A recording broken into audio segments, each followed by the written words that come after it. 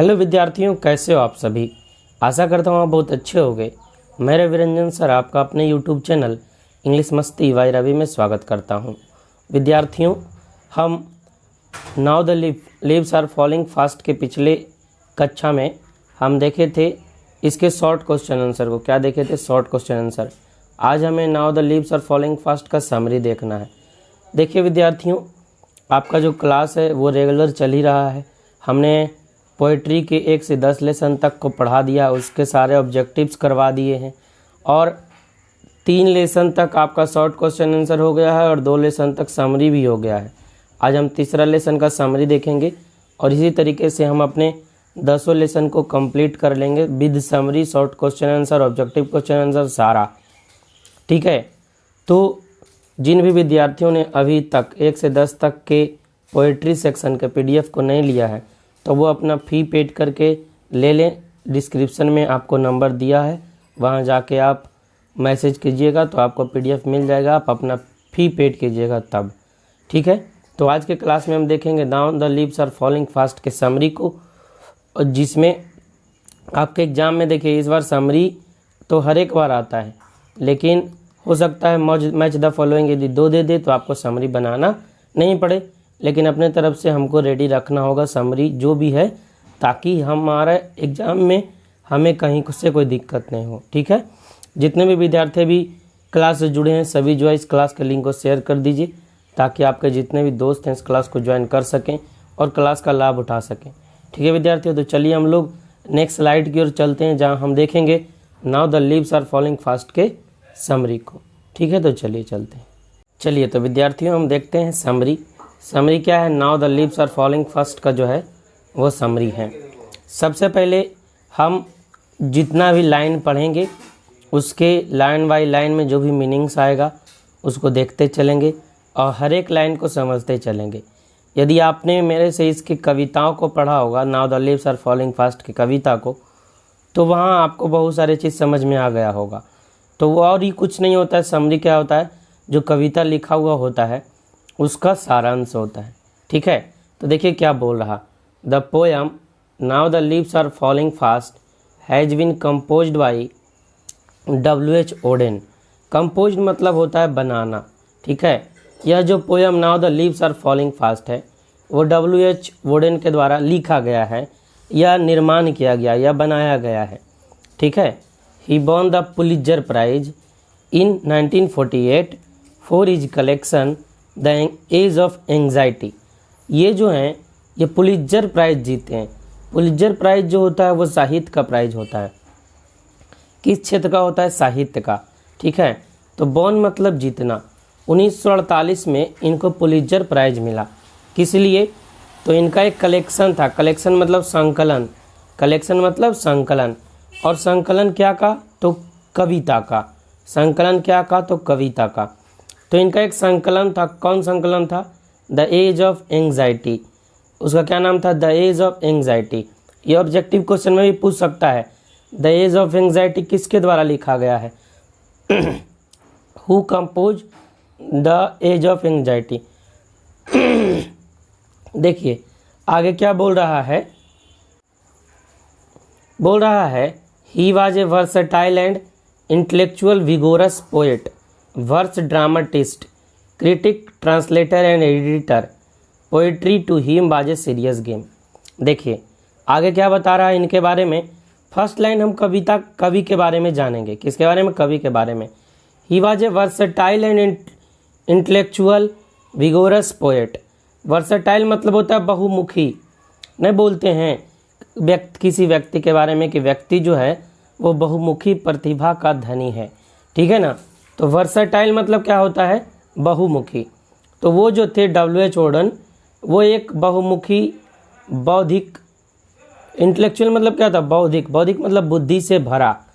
तो एक इंटेलेक्चुअल, एक वर्सटाइल, विगोरस मतलब होता है जोरदार, मतलब आक्रामक तरीके से लिखने वाले, जोरदार तरीके से लिखने वाले।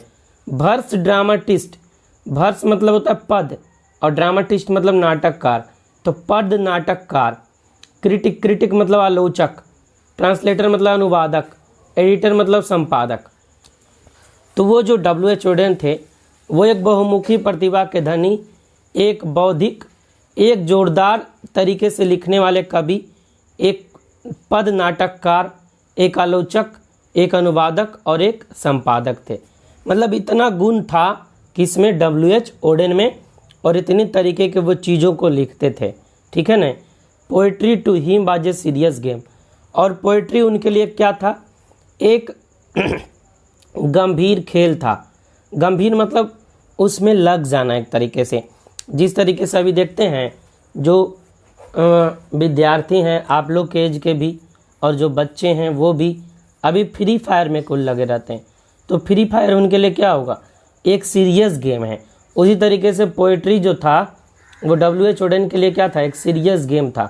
क्या था, एक सीरियस गेम था। Odense work is divided into the British and American phase. Odense का जो वर्क था, वर्क मतलब यहाँ कृति, उसको दो भागों में बांटा गया था। एक तो ब्रिटिश था, दूसरा अमेरिकन फेज था। एक ब्रिटिश फेज, दूसरा अमेरिकन फेज। क्यों, क्योंकि पहले जो W.H. ओडेन थे वो ब्रिटेन में रहते थे, और ब्रिटेन से फिर वो चले गए अमेरिका में। तो जब तक वो ब्रिटेन में रहे तो वो जो कहलाया वो ब्रिटेन का कृति है। जब वो अमेरिका में चले गए तो फिर वो अमेरिका के पक्ष के जैसा हो गया, अमेरिकन हो गए। ठीक है ना। वो दोनों तरह के कविताओं को लिखें। आगे देखिए क्या बता रहे हैं, आगे देखिए बता रहा है कि क्या बोल रहा है आगे, कि वो तो अमेरिकन और ब्रिटिश दोनों तरह का लेख को लिखे थे, है ना। तो उनका जो the notable work of English phase, English phase का जो उनका नोटेबल वर्क था, नोटेबल मतलब होता है महत्वपूर्ण, ठीक है, अब वर्क मतलब कृति। तो इंग्लिश फेज का जो उनका महत्वपूर्ण कृति था, है ना, द ओरेटर्स था, द डांस ऑफ डेथ है, लुक स्ट्रेंजर्स है, स्पेन है, एंड अनदर टाइम। इतना जो लेख है उनका जो है वो इंग्लिश फेज का है, मतलब जहाँ जब वो इंग्लैंड में रहते थे तब का है। कौन कौन है, तो ओरेटर है, द डांस ऑफ डेथ है, लुक स्ट्रेंजर है, स्पेन है, और अनदर टाइम है। इतना है। आगे क्या बोल रहा है, the notable work of American phase. और अमेरिकन फेज का जो उनका नोटेबल वर्क है, मतलब जब अमेरिका में वो रहने लग गए तो उनका महत्वपूर्ण कीर्ति कौन कौन है, तो उसमें क्या क्या शामिल है, देखिए इंक्लूड मतलब शामिल, न्यू ईयर लेटर, उसमें क्या था, new year later, for the time being, और ETC और भी था। तो हमने फर्स्ट लाइन में जो जब हम समरी लिखते हैं तो इसमें हमने देखा कवि के परिचय के बारे में और जाना कि वो क्या क्या थे, क्या करते थे। आगे अब देखिए हम देखते हैं कविता के बारे में। तो बोल रहा है द प्रेजेंट लिरिक, ये जो वर्तमान काव्य है, कौन, now the leaves are falling fast, ये जो वर्तमान काव्य है now the leaves are falling fast, enacts the frustration in human life. ये किसके बारे में बताता है, तो इनेक्ट्स मतलब शामिल होना, फ्रस्ट्रेशन मतलब होता है हतोत्साह होना, इनहेरेंट मतलब निहित, ह्यूमन लाइफ मतलब मानव के जीवन में। तो ये बोल रहा है कि जो प्रेजेंट लिरिक है, जो प्रेजेंट वर्तमान कविता है, now the leaves are falling fast, ये मानव जीवन में निहित हतोत्साह को, निराशा को, फ्रस्ट्रेशन को दिखाता है। आगे देखिए बोल रहा है the aspirations that are not fulfilled and the sense of loneliness in which every individual lives and dies. अब क्या बोल रहा है कि द एस्पायरेशंस, एस्पायरेशंस मतलब इच्छा, एस्पायरेशन मतलब लालसा, चाहत, ठीक है ना। तो एस्पायरेशन मतलब क्या होता है, लालसा, चाहत। तो ही बता रहे हैं कि द एस्पायरेशन जो इच्छाएं होती है, दैट आर नॉट फुलफिल्ड, जो पूरी नहीं होती है। आप लोग को पता है जितना सारा चीज़ हम सोचते हैं, जितना हमारी इच्छा होती है, वो ऐसा नहीं कि सब का सब पूरा हो जाता है। कुछ इच्छाएं, कुछ आकांक्षा अधूरी भी रह जाती है, पूरा नहीं हो पाता है। And the sense of loneliness, और जो अकेलापन का समझ है, अकेलापन जो आदमी महसूस करता है, in which every individuals lives and dies, जिसमें प्रत्येक व्यक्ति, एवरी इंडिविजुअल्स मतलब प्रत्येक व्यक्ति अलग अलग करके जो होता है उसको इंडिविजुअल बोलते हैं, जिसमें प्रत्येक व्यक्ति क्या होता है, जीता है और मरता है। ठीक है, तो इस कविता में उसी के बारे में बताया गया है कि मानव जीवन में जो निराशा है, जो हतोत्साह है, उसके बारे में बताया गया है। मानव की जो भी इच्छाएं हैं वो पूरी नहीं होती है, उसके बारे में बताया गया है। देखिए आगे क्या बताया गया है। बोल रहा है कि the poet says in this poem that we humans are like travellers who are getting old, tired and heading towards the cemetery. अब देखिए इसमें जो मीनिंग है वो सबसे पहले देखिए। इसमें जो मीनिंग है, ट्रेवलर्स मतलब यात्री, गेटिंग ओल्ड मतलब बूढ़ा होते जाना, टायर्ड मतलब थक जाना, हेडिंग टुवर्ड्स मतलब की ओर, सिमेट्री मतलब होता है शमशान। अब देखिए क्या बता रहा, the poet says in this poem, poet जो है इस कविता में क्या बताते हैं कि we humans are like travellers, हम लोग जो ह्यूमन्स हैं, जो मानव हैं, वो एक यात्री के जैसे हैं। किसके जैसे हैं? एक यात्री के जैसे हैं। जैसे आपको भी पता है, यदि हम यात्रा प्रारंभ करते हैं बस से, ट्रेन से, तो यात्रा एक स्थान से शुरू होता है और दूसरे स्थान पर जाके ख़त्म होता है। तो इसी तरीके से हमारे जो जीवन है, हमारा जो लाइफ है, उसकी शुरुआत, उसका जो यात्रा है वो कहाँ से शुरू होता है? तो जब हम अपने माँ के पेट से जन्म लेते हैं, जब हम इस दुनिया में आते हैं, वहाँ से हमारा यात्रा शुरू होता है और ख़त्म कहाँ होता है? जब हम मर जाते हैं, वहाँ तक जाके हमारा जो यात्रा है वो ख़त्म हो जाता है। तो ही बता रहे हैं कि travellers who are getting old, जो यात्री है वो बूढ़ा होते जा रहा है, टायर्ड थक रहा है, and heading towards the symmetry, और वो किस ओर बढ़ रहा है? तो वो शमशान की ओर बढ़ रहा है। आपको भी पता है कि जब कोई व्यक्ति मरते हैं तो उनको कहाँ ले जाया जाता है? सिमेट्री ही ले जाया जाता है, शमशान के पास ही ले जाया जाता है। He says that when the leaves fall from the trees the forest become lifeless. ठीक है ना। अब क्या बता रहा कि ही सेज दैट, वो बोलते हैं, कौन बोलते हैं? जो WH वर्डन है वो। When that leaves fall from the trees, जब जो पत्तियां हैं वो पेड़ से गिर जाएगी, जब पत्तियां हैं वो पेड़ से गिर जाएगी तो फॉरेस्ट जो है वो लाइफलेस हो जाएगा। अच्छा बताइए, फॉरेस्ट लाइफलेस नहीं होगा, जंगल है तो जंगल का जीवन कौन है ना? जंगल यदि है तो जंगल किससे बना है? तो जंगल जो है वो बना है पेड़ से ही। उसी तरीके से आप देखिए हमारा ये जो समाज है, समाज किससे बना है, किससे बनता है? तो समाज जो है वो आदमी से बनता है। जब आदमी ही मर जाएगा तो फिर समाज कहाँ रहेगा? समाज का कोई अस्तित्व होगा नहीं। उसी तरीके से जब पेड़ से पत्तियां ही गिर जाएगी तो वो जंगल का कोई अस्तित्व बचेगा नहीं, बचेगा। वो जंगल जो है वो लाइफलेस हो जाएगा। मतलब अब ये देखिए कि पत्तियां यदि पेड़ में होती है तो वही ना क्या करती है? पेड़ के लिए खाना बनाती है। और जब उसके पास पत्तियां ही नहीं रहेगी तो खाना बनेगा नहीं? बनेगा। खाना बनेगा ही नहीं तो पेड़ क्या होगा? धीरे धीरे मरेगा। और जब धीरे धीरे सारा पेड़ मर जाएगा तो जंगल भी क्या होगा? ख़त्म हो जाएगा। आप ही लोग देख रहे हैं अभी कितना सारा जंगल काट दिया जा रहा है। तो पेड़ को काट देता है तो जंगल ख़त्म। जंगल का मतलब क्या? पेड़। उसी तरीके से समाज का मतलब क्या? आदमी। जब आदमी ही मर गया तो समाज का क्या अस्तित्व है ना? आप लोग पढ़े होंगे इतिहास में सिंधु सभ्यता, है ना, वैदिक सभ्यता। तो उस समय क्या था? वो जो सिंधुवासी लोग थे उनका क्या हो गया? पूरा जब बाढ़ आया तो सभी का सभी आदमी मर गया, और आदमी मर गया तो समाज ही खत्म हो गया, सभ्यता ही खत्म हो गया। आगे देखिए क्या बोल रहा है, द नाइटिंगल बिकम्स डम, और नाइटिंगल जो है वो चुप हो गई। क्यों? क्योंकि जंगल बचा ही नहीं है।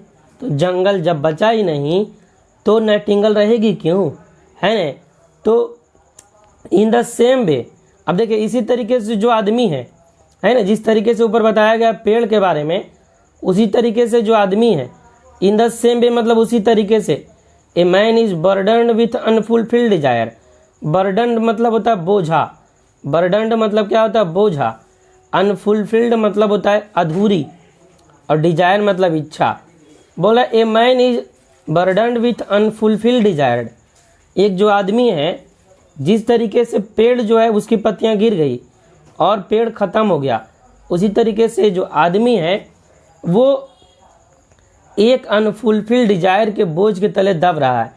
आदमी की बहुत सारी इच्छाएं जो है वो पूरी नहीं होती है और वो इच्छा के तले दबता जाता है, दबता जाता है, दबता जाता है, और लास्ट में होता क्या है, उसकी बहुत सारी इच्छाएं अधूरी रह जाती है और वो आदमी जो है वो समाज को छोड़ के चला जाता है। जिस तरीके से आप यदि रामायण देखते होंगे तो उसमें रावण का क्या क्या इच्छा था। रावण का एक इच्छा था कि समुद्र के पानी को क्या करना, मीठा कर देना, और स्वर्ग तक सीढ़ी बनाना। दो इच्छा था उसका।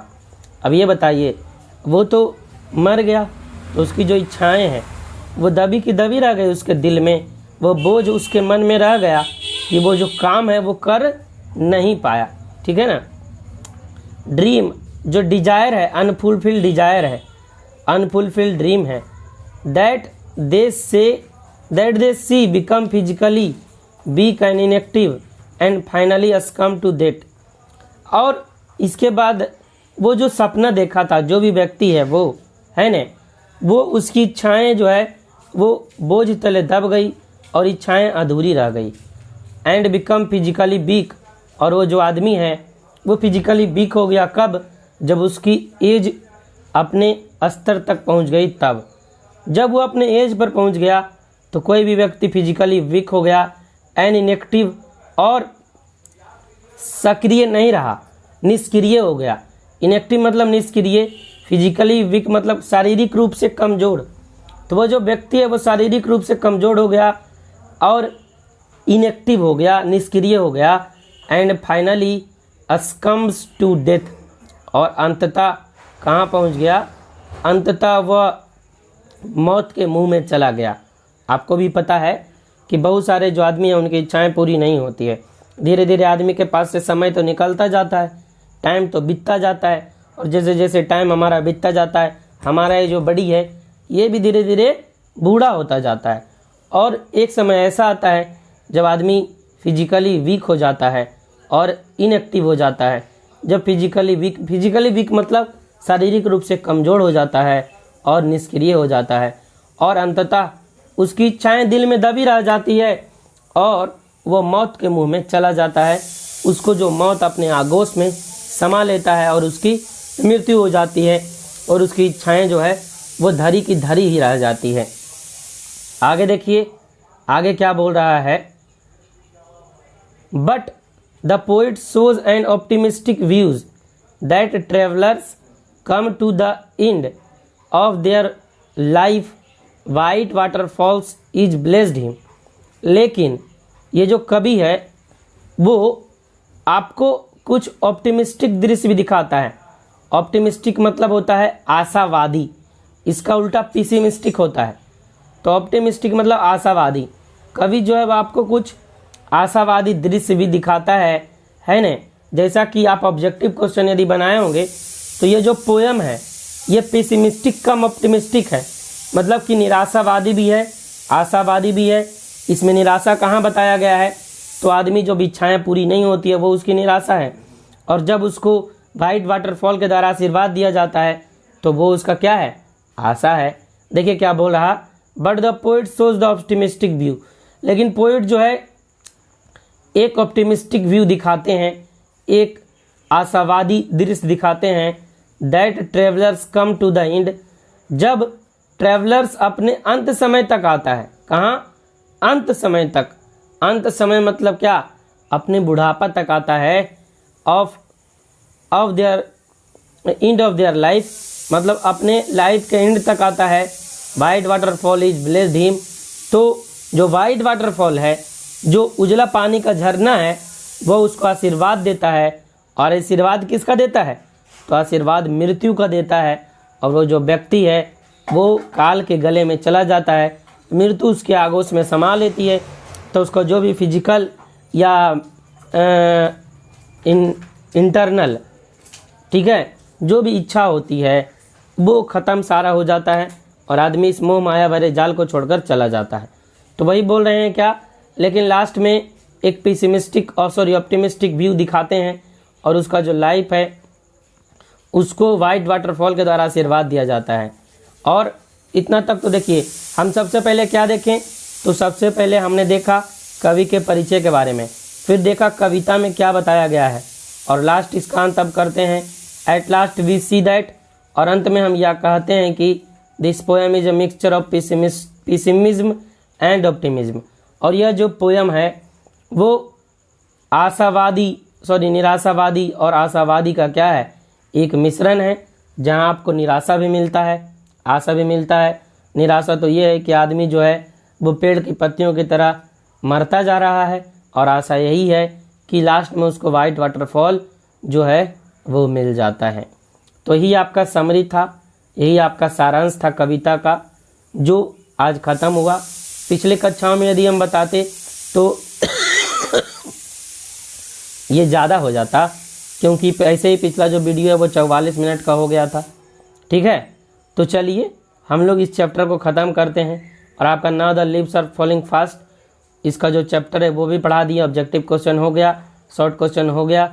आज आपका समरी भी क्या हो गया, समरी का विद द एंड हो गया।